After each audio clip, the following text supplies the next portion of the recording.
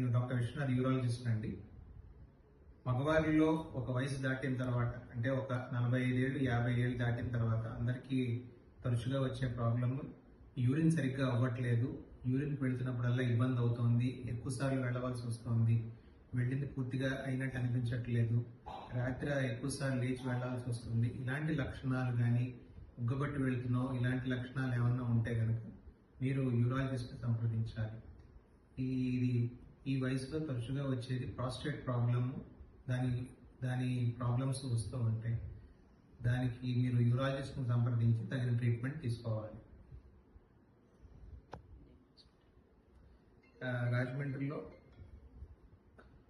రాజమండ్రిలో నేనుండే హాస్పిటల్ సౌజన్య hospital, doctor Vishwanath, యూరాలజిస్ట్ని సంప్రదించాను.